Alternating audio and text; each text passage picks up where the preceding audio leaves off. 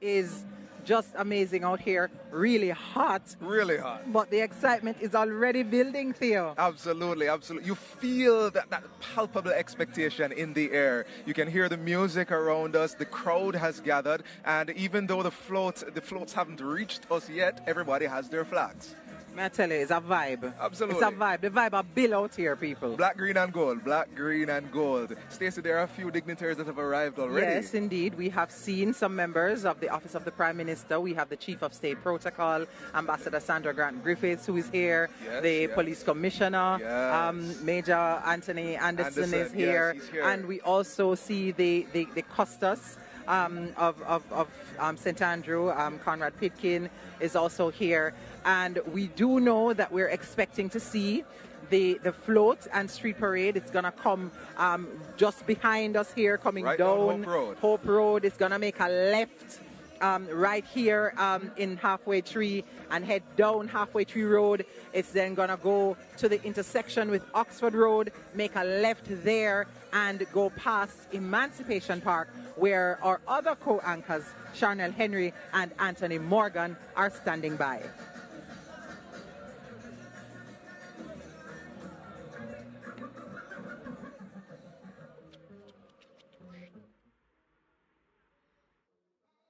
All right, thank you, Stacey. It's a brilliant yet hot August morning here. We're standing live on Oxford Road, where the Jamaica 60 float and parade will be passing us momentarily after it heads down to Halfway Tree. Charnel, how are you feeling this morning about this?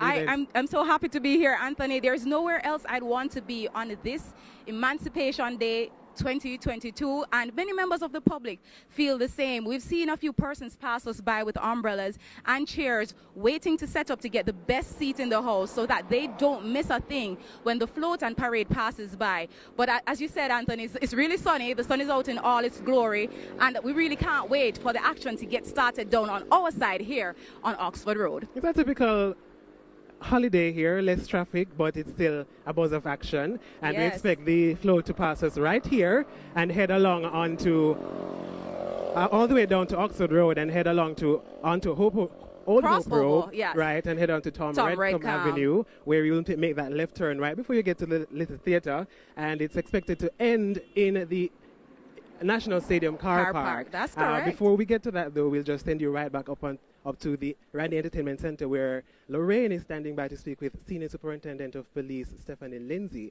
who will be speaking about the Jamaica Constabulary Force segment of the parade.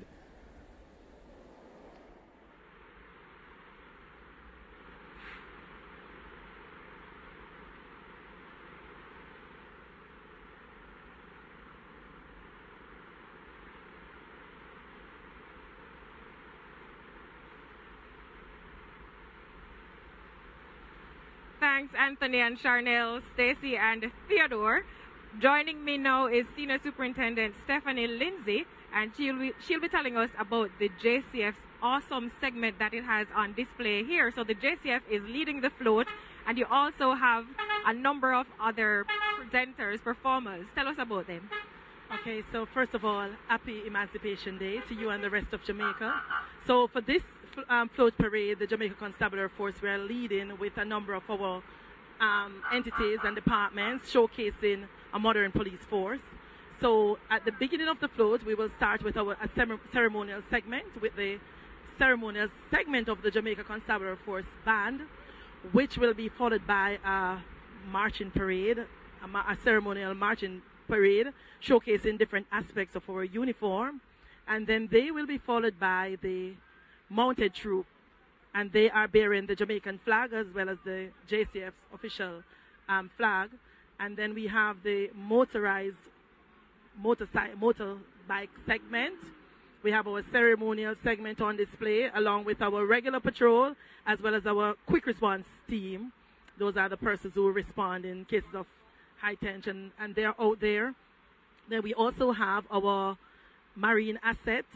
We have aspect of our community safety and security, our community engagement team, where we have a truck with our citizens representing Neighborhood Watch, Police Youth Club, and various other groups that we partner with. And we now have the other segment of the JCF band. So we have a band truck going down the road, creating a vibe, and you'll see our police officers out there. And then we come on now, we have our K9 division. We also have our scene of crime, our high-tech scene of crime lab. You'll see going down there. And of course, we have our operational department where we have units representing our specialized operations. And you see the team that just passed in, that's our SWAT team. So we have our SWAT officers, our motorcycle, bicycle patrol. So it's a good representation of the Jamaica Constabulary Force supporting this 60th anniversary celebration by way of a float parade as we salute Jamaica and keep in touch with the theme of peace, love, and unity for this Emancipation Day.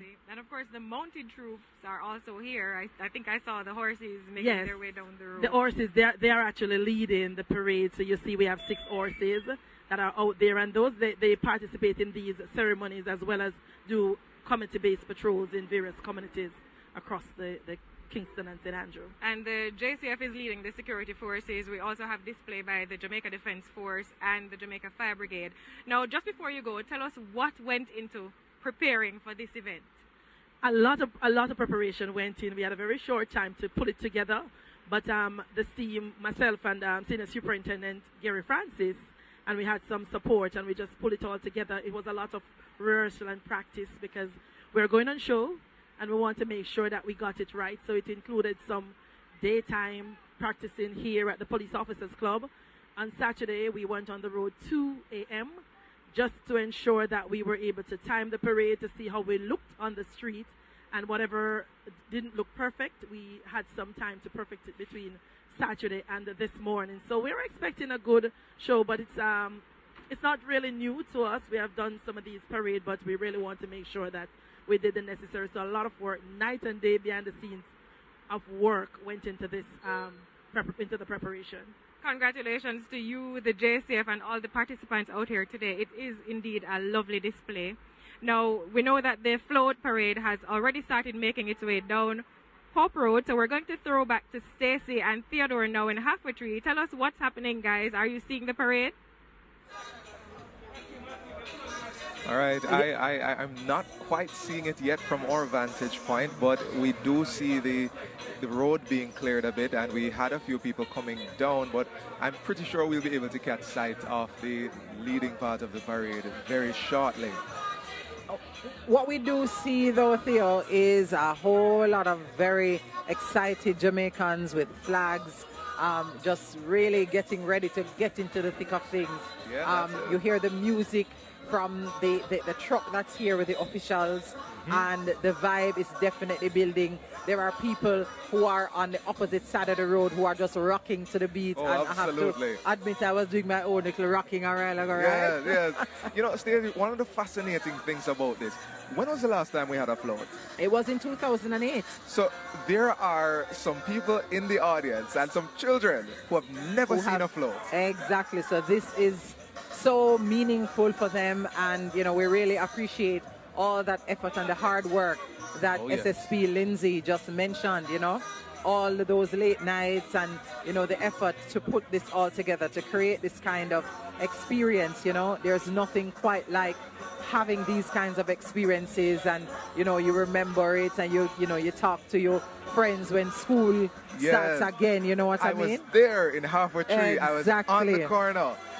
And you know, as we look at the floats that come as a part of the parade, you will begin to realize very quickly that they carry meanings as well. They're not just pretty for the sake of pretty. Each of them is designed to be a message.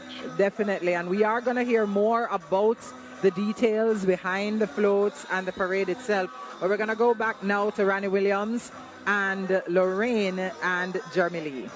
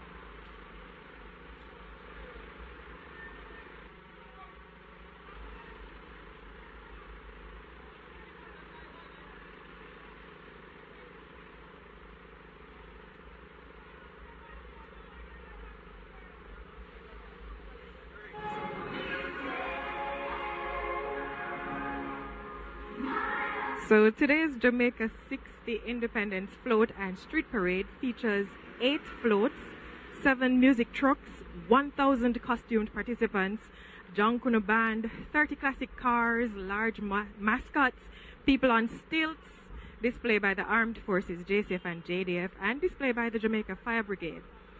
Now the floats, we have Crime Stoppers. Leading the parade is Crime Stoppers. That's a float by the Jamaica Constabulary Force. And the inspiration behind this is to represent the reassurance and confidence in the JCF and what it provides for our country, because without order, there is chaos. So no matter how bad it seems, our country at times is relatively safe because of the contributions of our law enforcement